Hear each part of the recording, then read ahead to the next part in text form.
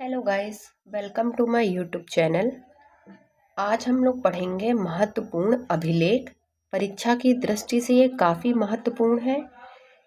एक भी प्रश्न परीक्षा में इससे बाहर नहीं पूछा जाएगा, तो प्लीज़ वीडियो को अंत तक देखिएगा। वीडियो के लास्ट में मैंने कुछ प्रश्न भी कराए हैं जो कि परीक्षा की दृष्टि से सारे महत्वपूर्ण प्रश्न हैं और PYQ हैं, किसी न किसी परीक्षा में पूछे जा चुके हैं। चलिए शुरू करते हैं। सबसे पहले पढ़ेंगे कि अभिलेख होता क्या है। तो अभिलेख पत्थर, धातु या अन्य कठोर सतह पर उकेरे गए या लिखे गए वे प्राचीन और ऐतिहासिक लिखित प्रमाण हैं जो किसी राजा के आदेश, विजयों या महत्वपूर्ण घटनाओं को स्थायी रूप से दर्ज करते हैं। ये इतिहास के सबसे प्रामाणिक स्रोत माने जाते हैं जो उस समय की सामाजिक, धार्मिक और प्रशासनिक जानकारी देते हैं। अभिलेखों का जो वैज्ञानिक अध्ययन है उसे बोलते हैं एपिग्राफी। ये महत्वपूर्ण है। सबसे पहला अभिलेख है हाथी गुम्फा अभिलेख। कलिंग, वर्तमान उड़ीसा के चेदी वंश के महान शासक राजा खारवेल ने बनवाया था। यह अभिलेख भुवनेश्वर के पास उदयगिरी पहाड़ियों की गुफा में उत्कीर्ण है। इसमें आपको याद रखना है कि राजा खारवेल ने बनवाया था। इसकी जो भाषा है वो है प्राकृत, इसकी लिपि है ब्राह्मी। इस अभिलेख का महत्व देखते हैं। यह खारवेल के 13 वर्ष के शासनकाल का क्रमिक विवरण देता है और जैन धर्म का प्रारंभिक साक्ष्य प्रदान करता है। ये वाली लाइन इंपॉर्टेंट है। जैन धर्म का प्रारंभिक साक्ष्य कौन सा लेख किस अभिलेख में मिलता है? तो इसका उत्तर होगा हाथी गुम्फा अभिलेख। ये वाला भी इंपॉर्टेंट है लाइन, इसको देखते हैं। भारतवर्ष शब्द का सबसे पहला उल्लेख हाथी गुम्फा शिलालेख में मिलता है। इंपॉर्टेंट है। अगला अभिलेख है जूनागढ़ या गिरनार अभिलेख। इसका दूसरा नाम है गिरनार अभिलेख।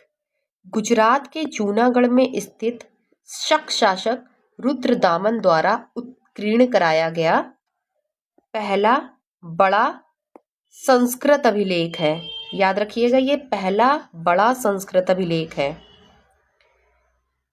इस अभिलेख में सुदर्शन झील के पुनर्निर्माण और रुद्रदामन की विजयों का वर्णन है। ये वाला पॉइंट भी इंपॉर्टेंट है। इसकी भाषा और लिपि देखते हैं। यह विशुद्ध संस्कृत भाषा में लिखा गया है। पहला लंबा अभिलेख है जो ब्राह्मी लिपि में लिखा गया है। शासक थे शक महाक्षत्रप रुद्रदामन। इसका मुख्य उद्देश्य क्या है इस अभिलेख का? भारी वर्षा के कारण टूटी हुई सुदर्शन झील, जिसका निर्माण हुआ था मौर्य काल में। सुदर्शन झील का निर्माण हुआ था मौर्य काल में, लेकिन ये भारी वर्षा के कारण टूट गई थी। तो इसके बांध का बिना प्रजा पर अतिरिक्त कर लगाए पुनर्निर्माण करवाया था रुद्रदामन ने। ऐतिहासिक महत्व है कि इसमें रुद्रदामन द्वारा सातवाहन शासक शतकर्णी को पराजित करने का उल्लेख है।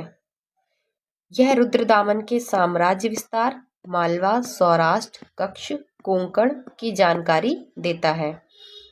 इस अभिलेख में अशोक और चंद्रगुप्त मौर्य का भी उल्लेख किया गया है।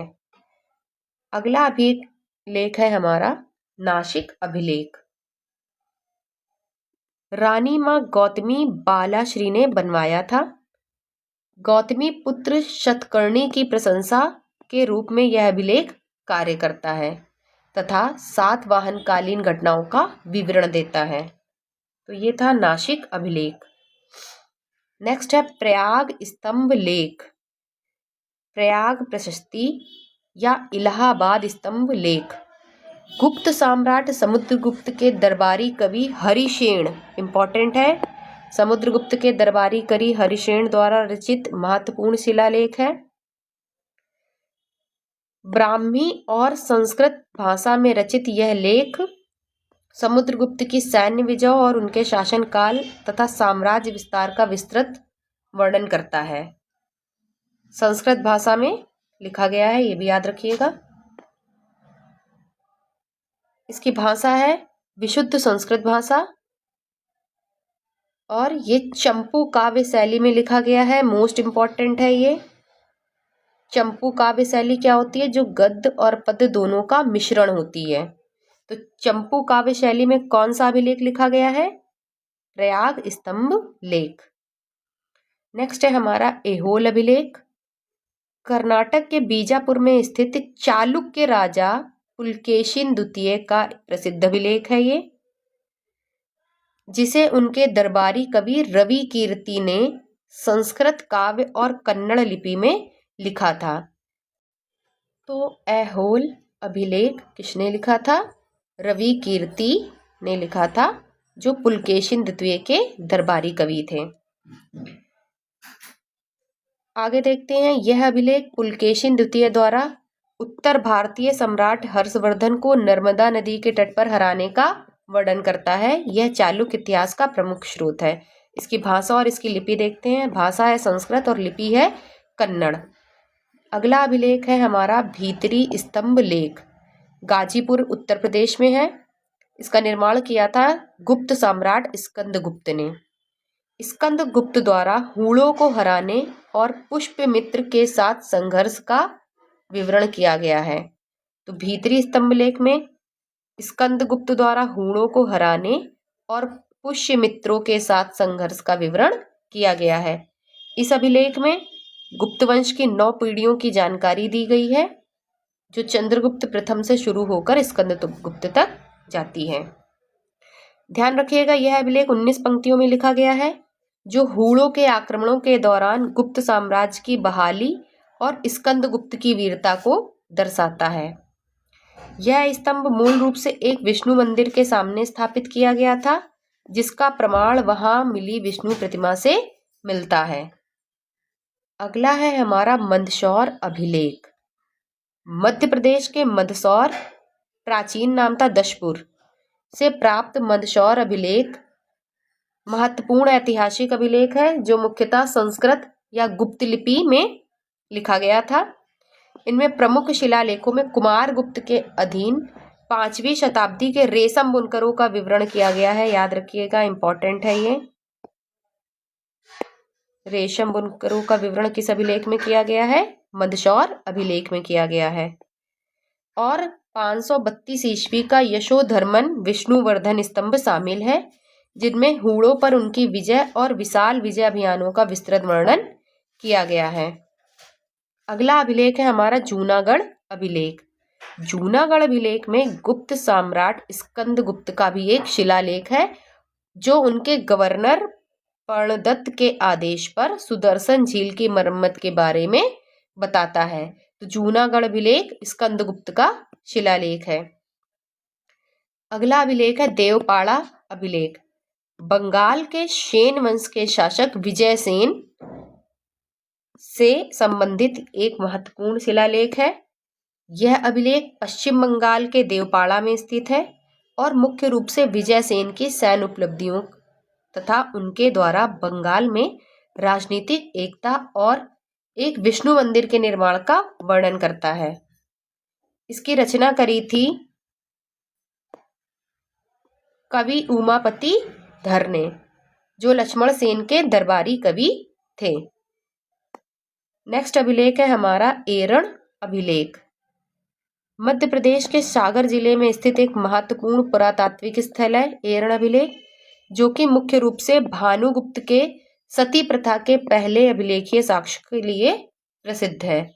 तो इम्पोर्टेंट है, सती प्रथा का प्रथम साक्ष्य किस अभिलेख में मिलता है? एरण अभिलेख में। अगली लाइन देखते हैं, वराह प्रतिमा पर हूण नरेश तोमड़ का अभिलेख मिलता है। यहाँ समुद्रगुप्त की प्रशंसा और बंधुगुप्त के वैष्णव स्तंभ भी मिले हुए हैं, जो गुप्तकालीन संस्कृति, प्रशासन और हूणों के साथ युद्ध की जानकारी देते हैं। अगला है हमारा महरौली लौह स्तंभ का शिलालेख। 4वीं शताब्दी ईस्वी का यह शिलालेख है और संस्कृत भाषा में ब्राह्मी लिपि में लिखा गया है। यह दिल्ली के कुतुब मीनार परिसर में स्थित है। यह चंद्र नामक राजा को समर्पित है, जिसे आमतौर पर गुप्त सम्राट चंद्रगुप्त द्वितीय के रूप में पहचाना जाता है।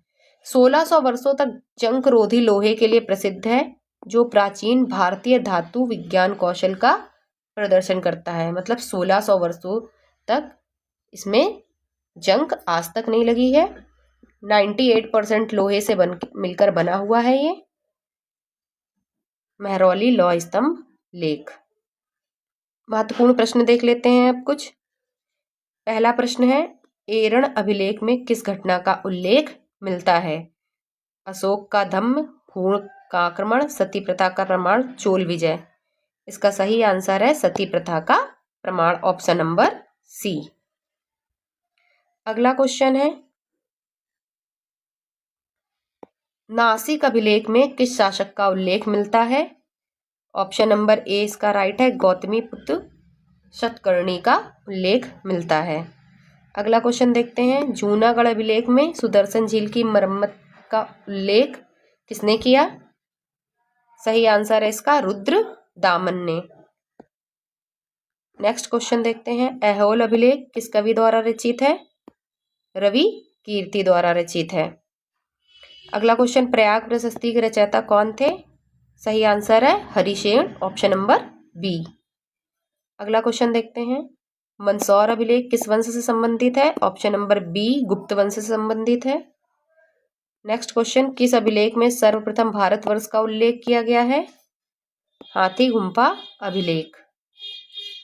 अगला क्वेश्चन, इसका उत्तर आप लोग कमेंट करेंगे, हाथी गुम्फा अभिलेख कहाँ स्थित है? अगर वीडियो अच्छी लगी हो तो प्लीज़ चैनल को लाइक, शेयर और सब्सक्राइब करिएगा।